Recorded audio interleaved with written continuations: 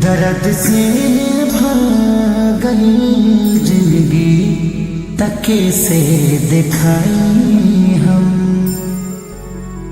दर्द से भर गई जिंदगी तके से दिखाई हम। अपने से रूठलबा इज्जते थी उठलबा सब टूटल बा भरम। सपना में न रहलापन तके से बताए हम। दर्द से भर गई जिंदगी तके से दिखाए हम।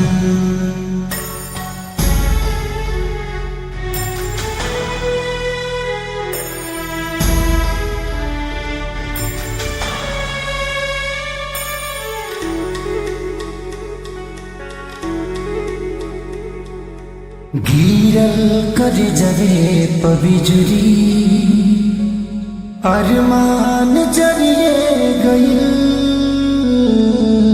आफत के बहल बयाधी सब कुछ उजरिए गई।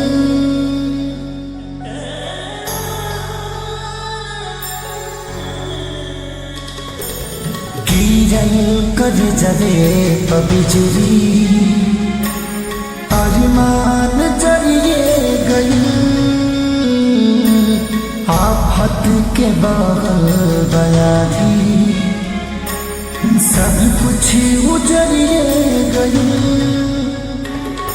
न होश बा के कर दोष बा, न होश बा के कर दोष बा। हट कवना जन्म के करम। दर्द से भर गई जिंदगी तके से दिखाए हम। सपना बिना रहलापन तके से बताए हम।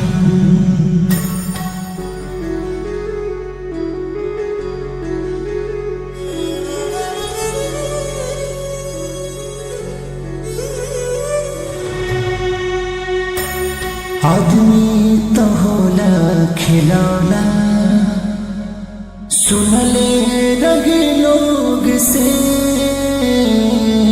हम हो तो बन गई निरूहे समय के संजोग से।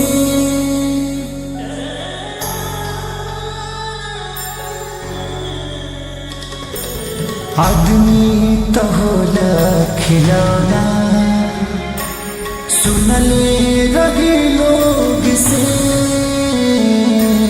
हम हो तो बन गई रूहे समय के संजोग से। ना बुझात बा ना सहात बा इतना गहिरा मिलल बा जखम। दर्द से भर गई जिंदगी तके से दिखाई हम। सपना में न रहलापन तके से बताई हम।